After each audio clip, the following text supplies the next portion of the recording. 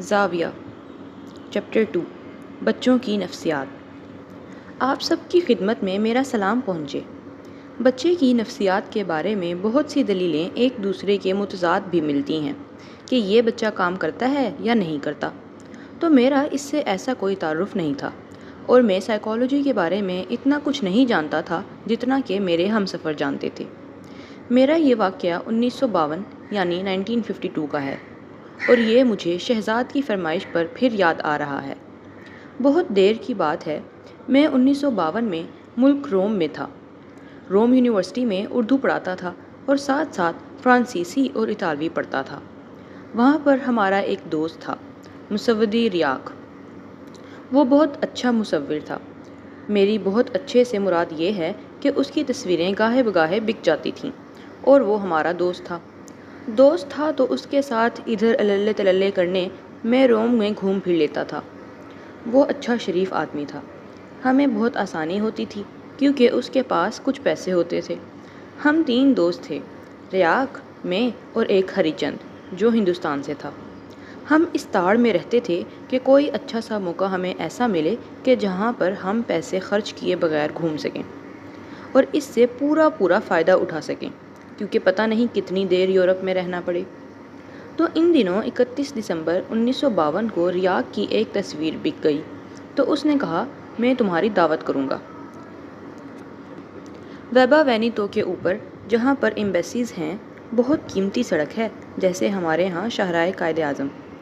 اس restaurant میں جس کا نام علی بابا 40 چور تھا، وہ ایک بہت بڑا ریسٹورانٹ تھا، ایک بیسمنٹ میں۔ ریستوران میں بہت بڑے خوبصورت 40 مرتبان تھے، ستونوں کی جگہ بنے ہوئے تھے اور اس کے اوپر چھت اٹھائی ہوئی تھی اور اس کے اندر آرکیسٹرا بڑا خوبصورت بجتا تھا۔ ہماری خوش قسمتی کہ وہاں عام طور پر ایکٹر لوگ زیادہ جاتے تھے۔ عام آدمی کی وہاں اتنی پہنچ نہیں تھی کہ وہاں پہنچ سکتا۔ یہ جو ہمارے اینتھونی کوئن تھا، اس کو وہاں آنے کا بہت شوق تھا۔ اینتھونی کوئن کی ایک بہت بڑی عجیب و غریب عادت تھی کہ عورتوں جیسا مزاج رکھتا تھا۔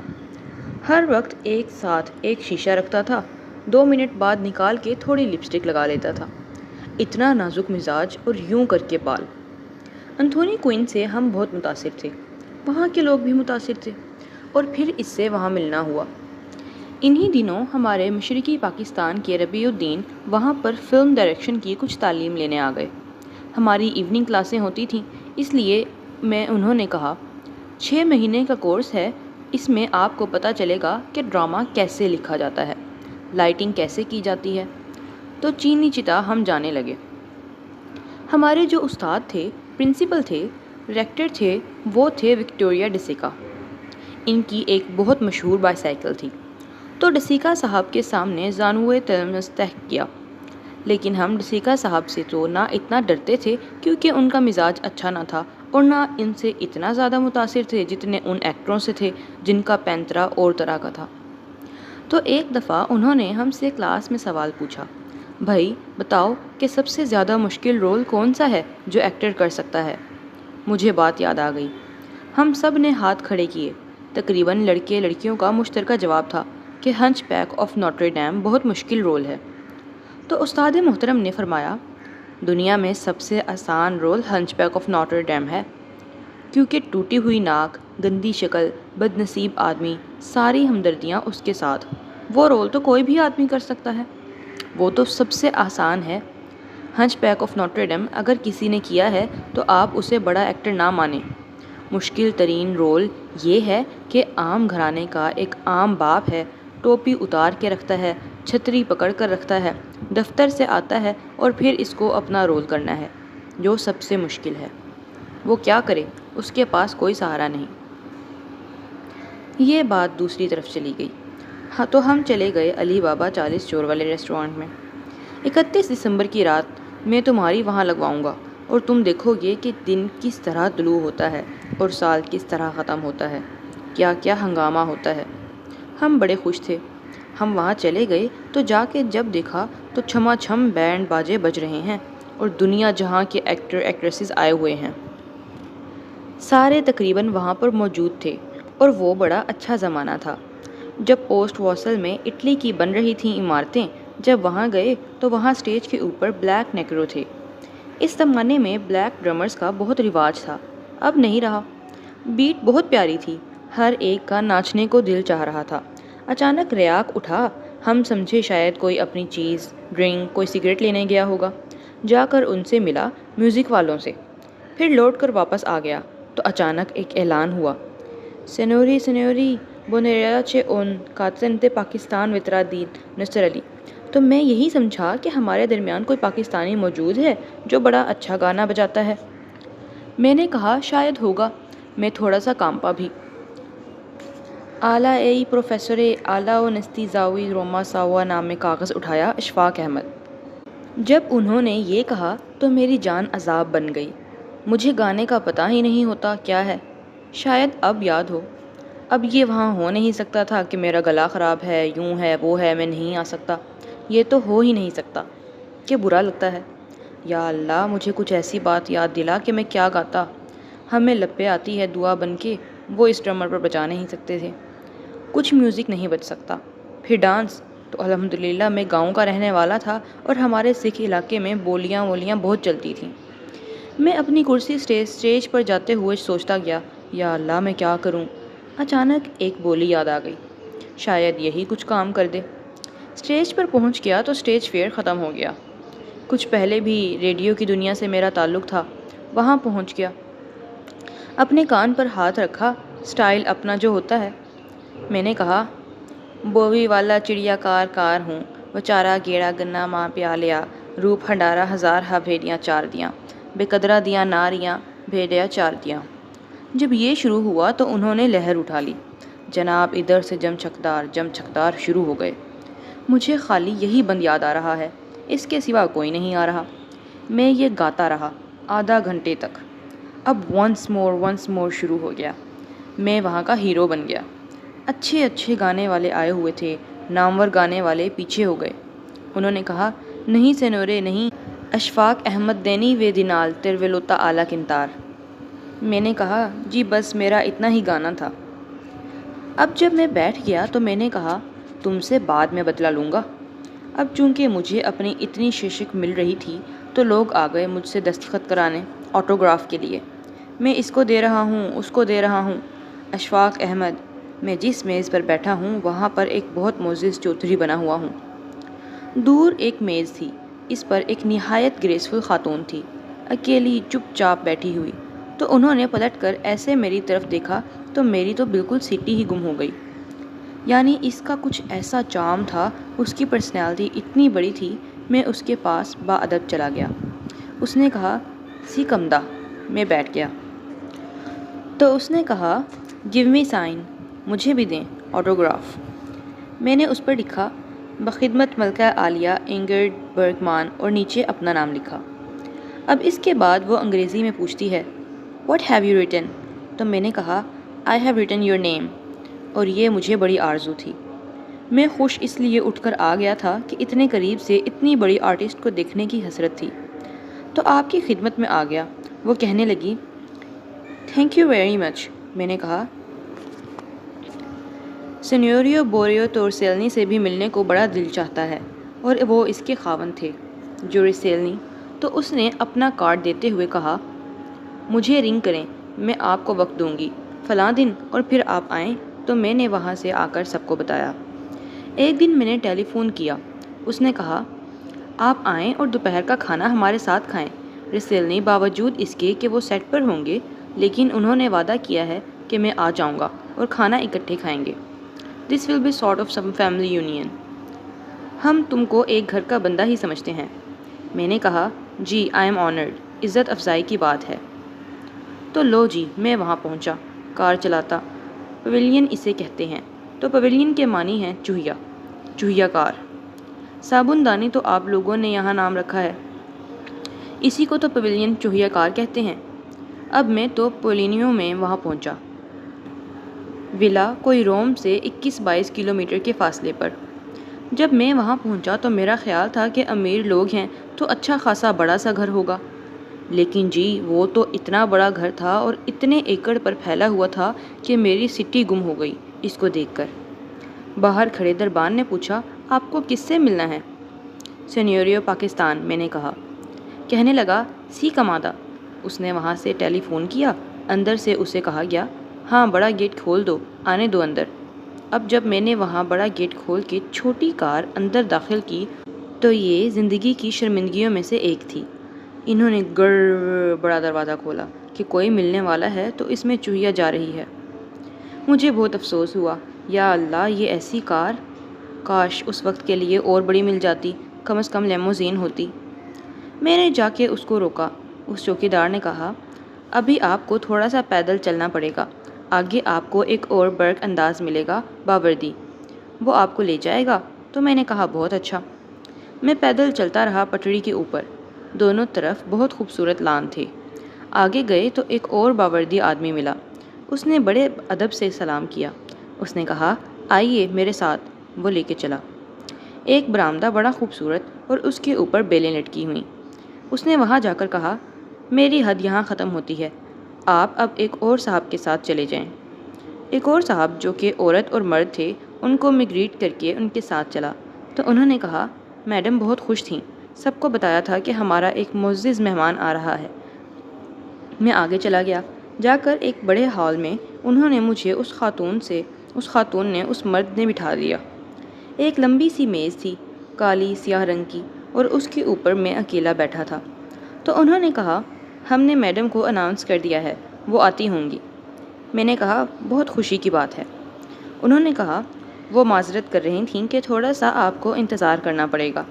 اب بیٹھے بیٹھے مجھے کوئی مشکل سے 4-5 منٹ ہوئے تھے اور میں تھوڑا سا بور بھی ہو رہا تھا۔ وہاں سیڑھیاں تھیں 8-10۔ وہاں سے ٹپ ٹپ کرتا ہوا ایک لڑکا جس نے نیلی نکر پہنی ہوئی، کالے سیاہ بوٹ اور کتنے سارے بٹنوں والی ایک جیکٹ سی پہنی ہوئی، وہ نیچے اترا۔ لڑکا کوئی 7-8 سال کا تھا۔ نیچے اترا، کھٹ کھٹ کرتا مجھ تک پہنچا۔ میں نے اس کو مسکرا کر کہا منجو جی۔ اس نے کوئی جواب نہ دیا اور سیدھا میرے پاس آ کر کھڑا ہو کے غور سے میری شکل دیکھنے لگا۔ اب میں بڑا امپریس ہو رہا تھا۔ میں نے اس کو کہا how are you, you belong to a rich class. اس نے میری بات کا کوئی جواب نہ دیا۔ پھر اس نے کوہنی رکھ کر میز کے اوپر جہاں میں تھا ایسے میری شکل دیکھی۔ اب ایک آدمی کا چہرہ اتنا قریب ہو، اس اینگل پر ہو، بڑی پریشانی کا باعث بنتا ہے۔ اس زمانے میں تھوڑی تھوڑی مونچھیں رکھی ہوئی تھیں۔ ایک آرٹسٹ تھا ڈالی، وہ اپنی مونچھوں کو موم لگا کے ذرا اونچی رکھتا تھا۔ میں نے بھی ڈالی کے فیشن میں مونچھیں اوپر کی تھیں۔ تو جب اس نے چہرہ قریب کیا تو وہ میرے بہت نزدیک آ گیا۔ سیدھے کھڑے ہو کر اس نے میری ایک مونچھ کو پکڑا اور زور سے کھینچا۔ میرا ہونٹ سارا اوپر کو کھنچ گیا اور دوسرے ہاتھ سے اس نے تڑاک سے ایک چماٹا دیا، اتنا زور کا کہ میرا یہ سارا ہونٹ نیچے گر گیا۔ میں کیا کر سکتا تھا؟ ایک ملازم آ گیا اور مجھے آ کے کہنے لگا یہ رسیلنی کا بیٹا بڑا بیٹا ہے اور میڈم کا بڑا لاڈلا بچہ ہے۔ میں نے کہا ہاں ماشاءاللہ بہت پیارا ہے۔ تھپڑ مار کے زور سے وہ بھاگ گیا کہیں کھیلنے، پتہ نہیں کہاں چلا گیا۔ میں نے کہا یا اللہ، جتنی خوشی خوشی میں آیا تھا اور جتنا میرا دبدبا تھا، جو کچھ میں نے سنا تھا، یہ کیا ہوا میرے ساتھ؟ خیر رنج تو ہوا، آج تک ہے۔ یہ ہو کیا گیا میرے ساتھ؟ وہ چلا گیا اور میں بیٹھا رہا۔ اتنے میں میڈم آ گئی اور معذرت کرنے لگی، مجھے کچھ کام تھا۔ میں نے ابھی رسیلنی کو فون کیا ہے، اس نے کہا میری ایک آخری شاٹ رہ گیا ہے، آئی ہوپ بالکل ٹھیک ہو جائے گا جب ہم بیٹھ کے باتیں کریں گے۔ کہنے لگی would you like out side? میں نے کہا نہیں، اندر ہی ٹھیک ہے۔ اندر میری کافی مرمت ہو گئی ہے، میں دوبارہ باہر جا کے پھر کسی کے سامنے پیش ہوں گا۔ تو بیٹھ کے باتیں کرنے لگ گئی۔ پاکستان کے بارے میں اس کو اتنا معلوم تھا کہ چھوٹا سا ملک ہے، 2-2.5 سال کا ہے، ابھی بنا ہے۔ میں نے کہا ہاں ابھی بنا ہے۔ اس کے بارے میں کچھ تفصیلات پوچھتی رہی۔ اس نے کھانے کو پوچھا تو میں نے کہا آپ کے شوہر آئیں گے، ان کے ساتھ کھانا کھائیں گے۔ پھر وہ معذرت کر کے چلی گئی۔ اس کا ایک ٹیلی فون آ گیا تھا۔ میڈم کو ٹیلی فون بہت آتے تھے۔ چلی گئی تو اب میں بہت کانشیس ہو کے بیٹھ گیا، یا اللہ وہ ظالم کا بچہ پھر نہ آ جائے۔ ایک ڈر ہوتا ہے نا آدمی کو کہ ایک گھوم رہا ہے آفت کا پرکالا۔ بعد میں یہ پتہ چلا کہ رسیلنی نے کہا آپ کھانا کھائیں، میں آپ کو جوائن نہیں کر سکوں گا کیونکہ میں ڈیلے ہو گیا۔ میرا شاٹ تیار نہیں ہوا تو پھر میں اشفاق احمد سے بعد میں ضرور ملوں گا، یہ بات طے ہے۔ پھر اس نے کہا وڈ یو لائک؟ میں نے کہا جیسا کہیں ٹھیک ہے۔ وہ ڈونگے لے کر آنے لگے۔ ان کے ملازم باوردی دستانے پہنے ہوئے چیزیں لا رہے تھے۔ میری جان پر بنی ہوئی تھی کہ وہ چھری کانٹے سے کھاتے تھے۔ مجھے آج تک سمجھ نہیں آئی کہ کیسے کھانا ہے۔ جب بھی کبھی وہ آلو میرے آگے بھاگتا رہتا ہے، پکڑا نہیں جاتا، نہیں آتا تو میں ڈرا ہوا ہوں۔ ایسی جگہ پر خاص طور پر بندے کو بڑی پریشانی کا سامنا کرنا پڑتا ہے۔ چیزیں آ گئیں، اتنے میں وہ چھوٹا آفت کا پرکالا تھا، اس کے بجائے پھر ایک اور نکل آیا، 4 سال کا چھوٹا سا پرکالا سا۔ تو میڈم نے کہا، یہ میرا چھوٹا بچہ ہے، 2 ان کے بیٹے تھے۔ تو میں نے کہا، ہیلو، ہائی، ویری کیوٹ جیسے کہتے ہیں۔ تو وہ چھوٹا آ گیا، اس نے کرسی میرے اس طرف ڈال لی اور میرے قریب بیٹھ گیا اور میرے چہرے کو غور سے دیکھتا رہا تھا کہ یہ کیا چیز ہے عجیب و غریب سی، کیسے کپڑے پہنے ہوئے ہیں، کس قسم کا آدمی ہے۔ باوجود اس کے کہ دونوں بچے بہت اچھی اٹالین بولتے تھے، میں بھی ٹھیک ٹھاک بولتا تھا۔ باتیں ہم کرتے رہے۔ جب کھانا لگ گیا بڑی تلائی اور زرعی برتنوں میں، تو ہم نے شوربہ ڈال دیا، جو آغاز کرنے والا شوربہ ہوتا ہے۔ تو وہ جو چھوٹا بچہ تھا، دوسرا بڑا ادھر بیٹھا تھا، دوسرا بھی آ گیا۔ کھانا تو کھانا تھا۔ تو چھوٹے نے کیا کیا، وہ دہی کا ایک پیالہ اس کو لے کر میرے شوربے میں ڈال دیا اور چمچہ لے کر اس میں ہلا دیا اور اپنی چیز کچھ کھانے لگا۔ تو میں نے کہا، کوئی بات نہیں، شوربے میں دہی پڑا ہے، اس میں کیا خرابی ہو سکتی ہے۔ تو میں نے ایک آدھ چمچ لیا تو میڈم نے کہا، آئی ایم ویری سوری، بچے نے مس بیہیو کیا آپ کے ساتھ۔ ہم بچوں کو ٹوکتے نہیں ہیں، ہم ان کو نفسیاتی طریقوں پر پال رہے ہیں، کیونکہ اگر بچوں کو ٹوکا جائے، ان کو منع کیا جائے، ان کو ٹوکا جائے تو ان کی شخصیت پر بہت برا اثر پڑتا ہے۔ یہ نئی تحقیق آئی ہے، ہم سارے لوگ یورپ کو اسی تحقیق پر چلاتے ہیں۔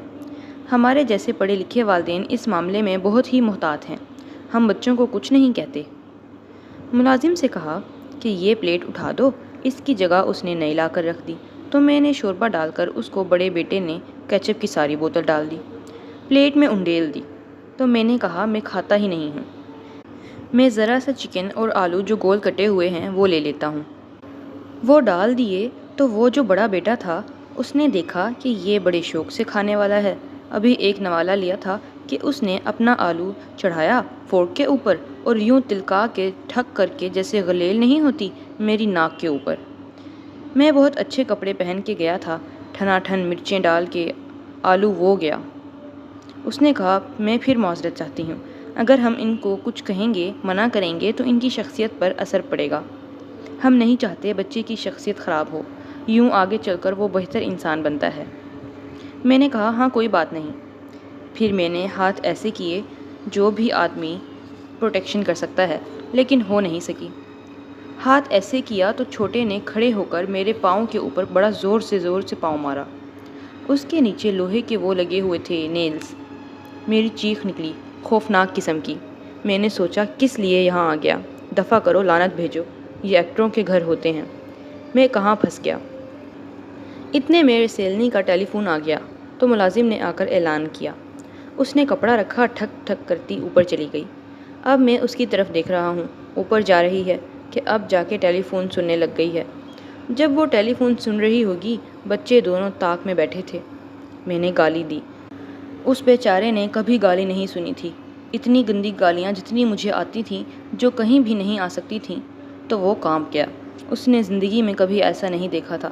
وہ بیچارے ڈر گئے اور رنگ فک ہو گیا۔ میں نے کہا، اگر تم نے آواز نکالی تو کوئی اٹالین نہیں، کوئی انگریزی نہیں، خالص پنجابی۔ جے توں پھرا یہ کیتا نہ گل، وڈ کے تھالی وچ رکھ دیا گا۔ اور اب چہرے سے پتہ چل گیا اور دہشت آ گئی ان پر۔ اتنے میں وہ اپنا فون سن کر واپس آ گئی اور انہوں نے کہا، وہ پھر معذرت کر رہے ہیں، کوشش میں کر رہا ہوں، موقع مجھے اگر مل جائے تو جانے نہ دینا، جوائن ضرور کروں گا۔ میں نے کہا، بڑی مہربانی۔ پھر وہ کھانا کھانے لگی اور دونوں بچے بھی۔ ہم بھی کھاتے رہے۔ تو کھانے کے دوران جب ہم اختتام پر پہنچے تو میڈم نے کہا، پروفیسر، دیکھا آپ نے، اگر بچوں کو ڈانٹا نہ جائے تو شخصیت کیسے ہوتی ہے، پرسکون ہوتی ہے، کس شرافت سے کھانا کھا رہے ہیں۔ ہاں بالکل ٹھیک ہے، نفسیات کا اچھا اصول ہے۔ سائیکالوجسٹ کہتے ہیں کہ چونکہ بچے میں ایگریشن ہوتا ہے تو وہ اس کو نکالنے کے لیے تکیہ لے کر ڈنڈے کے ساتھ ستون کے ساتھ باندھ کے پنچ مارو۔ کسی پر لکھ دو اماں جی، کسی پر لکھ دو ابا جی، اماں پر غصہ آئے تو اماں پر، اور ابا پر غصہ آئے تو ابا پر اٹھا، اور اس طرح سے ایگریشن نکل جاتا ہے۔ یہ ان کا خیال ہے۔ چنانچہ پوری 1 دہائی سے میں کہوں گا سائیکالوجی اس بات پر مصر ہے کہ ان کا اگریشن نکل جانا چاہیے۔ ماں باپ کے خلاف اگریشن تو ہوتا ہی ہے، بہتر یہی ہے۔ جو طریقہ اب خاص طور پر برٹش سائیکالوجی میں ہے، یہ کہتے ہیں ڈانٹنا ڈپٹنا، اس کو اس کا مقام بتانا بہت ضروری ہے۔